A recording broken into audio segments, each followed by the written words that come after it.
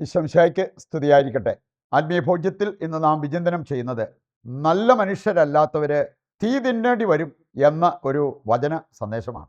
ബൈബിളിലൂടെ കടന്നു പോകുമ്പോൾ നമുക്ക് കാണാൻ സാധിക്കും, നമ്മൾ ഒരുപാട് ഈ അളിഞ്ഞ പൊളിഞ്ഞ പാപങ്ങൾ ചെയ്യാതിരുന്നാൽ മതി, അപ്പം കുഴപ്പമൊന്നുമില്ല എന്നുള്ള ആ ഒരു ധാരണ നമുക്കുണ്ടാകാം. പക്ഷെ അതല്ല, കർത്താവ് നമ്മെ ഓർമ്മിപ്പിക്കുന്ന ഒരു കാര്യം ലൂക്ക 3-ാം അധ്യായം 9-ാമത്തെ വചനം സ്നാപക യോഹന്നാൻ്റെ ആ ഒരു നാവിൽ നിന്ന് വീണ ഒരു കാര്യമാണ്. അദ്ദേഹം മാനസാന്തരത്തിന് ക്ഷണിച്ചപ്പോൾ ആ കൂടെ പറഞ്ഞൊരു കാര്യമുണ്ട്, നല്ല ഫലങ്ങൾ പുറപ്പെടുവിക്കാത്ത വൃക്ഷങ്ങളെല്ലാം വെട്ടി തീയിലേക്ക് എറിയപ്പെടും, ആ മരങ്ങൾ തീ തിന്നുന്ന അവസ്ഥ ഉണ്ടാകുന്നു എന്ന് പറഞ്ഞ പോലെ നല്ല മനുഷ്യരാകാതിരുന്നാൽ നമുക്കും സംഭവിക്കാവുന്ന ഒരു കാര്യം വചനം നമ്മെ ഓർമ്മപ്പെടുത്തുകയാണ്. ഒരു മുന്നറിയിപ്പായിട്ട് നമുക്ക് എടുക്കാൻ പറ്റും. നീയും തീ തിന്നേണ്ടി വരും. അത് ഒഴിവാക്കണമെങ്കിൽ നമ്മൾ ചെയ്യേണ്ട ചില കാര്യങ്ങൾ, ഒരു 3 ഇംഗ്ലീഷ് പദങ്ങൾ നമ്മുടെ മനസ്സിലേക്ക് ഏറ്റെടുക്കുകയാണെങ്കിൽ നല്ലതാണ്. അത് ഇംഗ്ലീഷുകാരൊക്കെ കൂടെ പറയാറുള്ള ഒരു കാര്യമാണ്. യഥാർത്ഥ ക്രിസ്തീയ ജീവിതം നയിക്കേണ്ടതിന് 3 കാര്യങ്ങൾ നമുക്ക് ആവശ്യമാണ്. Care, bear and share. ഈ 3 കാര്യങ്ങൾ പ്രധാനപ്പെട്ടതാണ്. കെയർ എന്ന് പറഞ്ഞാൽ കരുതലുള്ളവരായി മാറണം. ബെയർ എന്ന് പറഞ്ഞാൽ മറ്റുള്ളവരുടെ ഭാരം വഹിക്കുന്നവര്, bear the burden of others. മറ്റുള്ളവരുടെ ഭാരം വഹിക്കാനുള്ള മനസ്സ് നമുക്കുണ്ടാകണം. ഷെയർ എന്ന് പറയുമ്പോൾ നമുക്കറിയാം, പങ്കുവയ്ക്കുന്ന മനോഭാവം നമുക്ക് വളരെ വളരെ ആവശ്യമായിട്ടുള്ള ഒരു കാര്യമാണ്. ചില വ്യക്തികളെക്കുറിച്ചൊക്കെ പറയുമ്പോൾ ചില കമൻറ്റ് ഞാനും കേട്ടിട്ടുണ്ട്. സ്വാർത്ഥതയ്ക്ക് കയ്യും കാലും വെച്ച വ്യക്തി എന്ന് വേണമെങ്കിൽ അവരെക്കുറിച്ച് പറയാൻ പറ്റും. എന്ന് പറഞ്ഞാൽ അതുപോലെ സ്വാർത്ഥമതികളായിട്ട് ജീവിക്കുന്നവർ, അറത്തടുത്ത് ഉപ്പ് തേക്കാത്തവർ, അരക്കൻ നമ്പർ 1, ഇങ്ങനെയൊക്കെയുള്ള ചില പദപ്രയോഗങ്ങൾ കമൻറ്റ് ഞാനും കേട്ടിട്ടുള്ളതാണ് ചില വ്യക്തികളെക്കുറിച്ച് പറയുമ്പോൾ. അതുപോലെ തന്നെ വേറെ ചിലരെക്കുറിച്ച് പറയാറുണ്ട്, അവർക്ക് ചെറിയ ഒരു നഷ്ടം പോലും സഹിക്കാൻ പറ്റില്ല, ചെറിയ ഒരു വേദന പോലും സഹിക്കാൻ പറ്റത്തില്ല, ചെറിയൊരു പരാജയം പോലും അവർക്ക് എടുക്കാൻ പറ്റത്തില്ല. ഇങ്ങനെയുള്ളവർക്ക് ജീവിതത്തിൽ വിജയം വരിക്കാൻ സാധ്യത കുറവാണ്. അവർ തിന്നേണ്ടി വരുന്നത് ഈ അഗ്നി ആയിരിക്കും എന്നുള്ളത് കർത്താവിൻ്റെ വചനം നമ്മെ ഓർമ്മിപ്പിക്കുക. ഒരിക്കൽ ഞാൻ കേട്ടത്, അവർ ചെറുപ്പക്കാരൻ പറയുന്നൊരു കാര്യം, എനിക്ക് ഈ കരിസ്മാറ്റിക്കാരോടെല്ലാം വെറുപ്പാണ്. ഞാനും കരിസ്മാറ്റിക് ധ്യാനമൊക്കെ നയിക്കുന്ന വ്യക്തിയായതുകൊണ്ട് അത് കേൾക്കുന്ന അത്ര പ്ലസൻ്റ് അല്ല. എന്ത് പറ്റി മോനെ? അപ്പോഴാൻ പറഞ്ഞ്, എൻ്റെ അപ്പനും അമ്മയും കരിസ്മാറ്റിക് പ്രെയർ ഗ്രൂപ്പ് ലീഡേഴ്സാണ്. എന്ന് പറഞ്ഞാൽ അതിനകത്ത് സ്ഥിരം പോവും, ലീഡർഷിപ്പ് എടുക്കും, ഇതെല്ലാം ഉണ്ട്. പക്ഷെ തിരിച്ചവർ വീട്ടിൽ വന്നിട്ട് അവർ പെരുമാറുന്നത് ഞാൻ എൻ്റെ കണ്ണുകൊണ്ട് കണ്ടുകൊണ്ടിരിക്കുന്നതല്ലേ.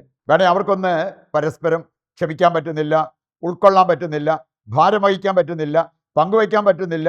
ഇങ്ങനെയുള്ള കാര്യങ്ങൾ നേരിട്ട് അവൻ്റെ കണ്ണുകൊണ്ട് കണ്ടതുകൊണ്ടാണ് അവൻ പറഞ്ഞത്, ഈ കരിസ്മാറ്റിക്കാരോടെല്ലാം എനിക്ക് വെറുപ്പാണ്. അതുകൊണ്ട് നമ്മൾ ഒരു ലേബലായിട്ട് നടന്നാൽ പോരാ, ക്രിസ്ത്യാനിയാണെന്ന് പറഞ്ഞ് നടന്നാൽ പോരാ, കരിസ്മാറ്റിക് ആണെന്ന് പറഞ്ഞ് നടന്നാൽ പോരാ. നമുക്ക് അതിൻ്റേതായിട്ടുള്ള ഗുണമേന്മ നമ്മുടെ ജീവിതത്തിന് ഉണ്ടാകണം എന്നുള്ളത് ഈ ഇങ്ങനെയുള്ള സംഭവങ്ങളെല്ലാം നമ്മെ ഓർമ്മിപ്പിക്കുക. നമുക്കിനി നേരെ ആ 3 കാര്യങ്ങളിലേക്ക് വരാം. ഒന്നാമത്തെ കാര്യം കെയർ, കരുതുന്ന വ്യക്തിയായിട്ട് മാറണം. പിതാവായ ദൈവത്തിലേക്ക് നോക്കിയാൽ പിതാവിൻ്റെ കരുതൽ, മനുഷ്യനെ സൃഷ്ടിക്കുന്നതിന് മുമ്പ് പ്രപഞ്ചം സൃഷ്ടിച്ചു, എല്ലാ കാര്യങ്ങളും അവനാവശ്യമായിട്ടുള്ളത് ക്രമീകരിച്ചിട്ടാണ് മനുഷ്യനെ സൃഷ്ടിച്ചത്. പിതാവായ ദൈവത്തിന് മനുഷ്യവംശത്തോടുള്ള കരുതൽ അവിടെ കാണാൻ പറ്റും. യെശയ്യാ 5-ാം അധ്യായത്തിലൂടെ കടന്നു പോകുമ്പോൾ ഒരു മുന്തിരിത്തോട്ടം അതെങ്ങനെയാണ് ദൈവം പ്രിപ്പയർ ചെയ്തത്, അതിന് എല്ലാ കാര്യങ്ങളും ശ്രദ്ധിച്ച് ഏറ്റവും നല്ല മുന്തിരിയും അവിടെ നട്ടു എന്നുള്ളതെല്ലാം അധ്യായം വായിക്കുമ്പോൾ നമുക്ക് കാണാൻ പറ്റും. പിതാവായ ദൈവത്തിൻ്റെ കരുതൽ. ഇനി പുത്രനായ യേശുവിലേക്ക് വരുമ്പോഴോ, യേശുവിൻ്റെ കരുതൽ ഏതാനും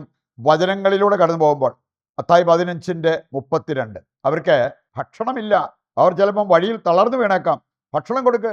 അവൻ്റെ ആ കരുതൽ അവിടെ കാണാൻ പറ്റും. വിശക്കുന്നവരുടെ നേരെ നോക്കി. മത്തായി 9:36 ഇവർ ഇടയനില്ലാത്ത ആടുകളെ പോലെയാണ്. അത് കണ്ടിട്ട് അവരോട് ദയ തോന്നുന്ന യേശുവിനെ കാണാൻ പറ്റും. അതെല്ലാം അവരോടുള്ള യേശുവിൻ്റെ കരുതലായിട്ട് നമുക്ക് കാണാൻ പറ്റും. രണ്ടാമതായിട്ട് നമുക്കറിയാം ബെയർ ദ ബർഡൻ. നമ്മൾ 2 കാര്യങ്ങൾ നമുക്ക് വളരെ പ്രധാനപ്പെട്ടതാണ്. ഒരു ക്രിസ്ത്യാനിയായി ജീവിക്കുമ്പോൾ, അതുപോലെ തന്നെ നമ്മളൊരു കരിസ്മാറ്റിക്കായിട്ട് ജീവിക്കുമ്പോൾ, ശുശ്രൂഷ ജീവിതം നമ്മൾ നയിക്കുമ്പോൾ, വേണേ ഒരു സമർപ്പണ ജീവിതം നമ്മൾ നയിക്കുമ്പോൾ, അവിടെയെല്ലാം വളരെ ആവശ്യമായിട്ടുള്ള ഒരു കാര്യമാണ് മറ്റുള്ളവരുടെ ഭാരം വഹിക്കാനുള്ള ആ ഒരു മനസ്സ്. ഗലാത്യർ 6-ാം അധ്യായം 2-ാമത്തെ വചനം ഇക്കാര്യം നമ്മെ ഓർമ്മിപ്പിക്കുന്നത് നമുക്ക് കാണാൻ പറ്റും. അപ്പോൾ അതിൻ്റെ വെളിച്ചത്തിൽ നമ്മൾ മനസ്സിലാക്കണം, നമ്മൾ ആരായിരുന്നാലും പ്രത്യേകിച്ച് ഈ 3 അവസ്ഥയിൽ ജീവിക്കുന്ന വ്യക്തികളിൽ നിന്നും ദൈവം ആവശ്യപ്പെടുന്നൊരു കാര്യമാണ് മറ്റുള്ളവരുടെ തെറ്റുകൾ ക്ഷമിക്കുക, അതുപോലെ മറ്റുള്ളവരുടെ കുറവുകൾ സഹിക്കുക.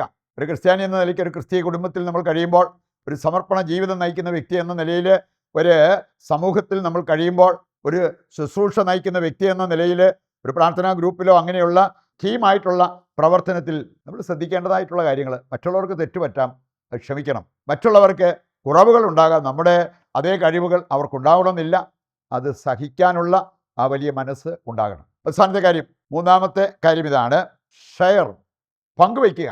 ഇത് വളരെ പ്രധാനപ്പെട്ട ഒരു കാര്യമാണെന്ന് ദൈവം നമ്മെ പഠിപ്പിക്കുന്നത് കാണാൻ പറ്റും. മത്തായി 19 വായിച്ചാൽ, ഒരു കാതലായ സന്ദേശം വിവാഹ സമയത്തൊക്കെ വായിക്കാറുള്ള ഒരു സുവിശേഷ ഭാഗമാണ്. ഇനി അതിൻ്റെ കാതലായ സന്ദേശം ഇതാണ്, പങ്കാളിയുമായി ജീവിതം പങ്കുവയ്ക്കണം.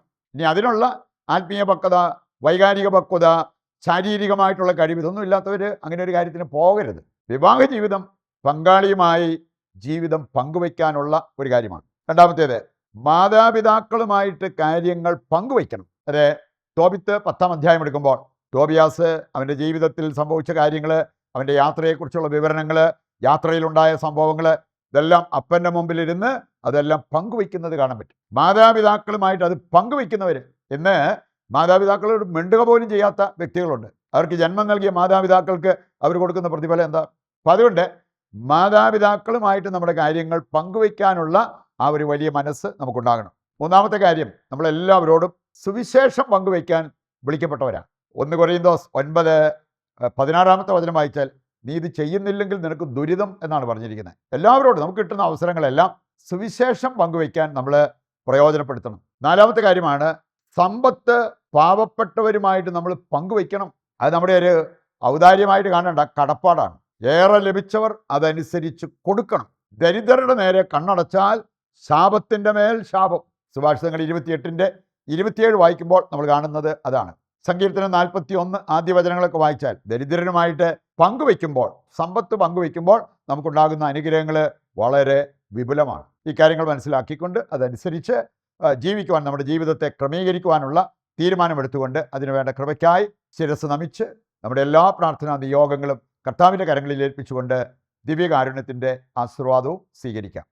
ദൈവത്തിൻ്റെ വചനത്താൽ നമ്മുടെ ഹൃദയങ്ങളെ നമ്മൾ നിറച്ചു. നമുക്കിനി ദിവ്യകാരുണ്യത്തിൻ്റെ ആശീർവാദത്തിനായിട്ട് ഒരുങ്ങാം. നമ്മുടെ എല്ലാ ആവശ്യങ്ങളും, നമുക്ക് ആർക്കെല്ലാം വേണ്ടി പ്രാർത്ഥിക്കാനുണ്ടോ അവരുടെ ആവശ്യങ്ങളും ദൈവകരങ്ങളിൽ ഏൽപ്പിച്ചുകൊണ്ട് താഴ്ന്ന സ്വരത്തിൽ കർത്താവിനെ സ്തുതിച്ച് ദിവ്യകാരുണ്യത്തിൻ്റെ ആശീർവാദം സ്വീകരിക്കാം. യേശുവേ നന്ദി, യേശുവേ സ്തുതി, ഹല്ലേലൂയ ഹല്ലേലൂയ, യേശുവേ ആരാധന, യേശുവേ നന്ദി.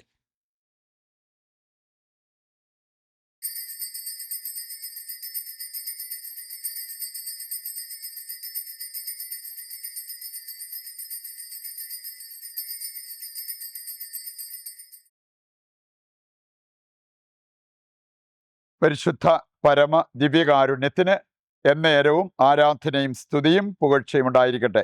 മറ്റൊരു എപ്പിസോഡുമായി നാളെ വീണ്ടും നമുക്ക് ഒന്നിക്കാം. ദൈവം നിങ്ങളെ സമൃദ്ധമായി അനുഗ്രഹിക്കട്ടെ.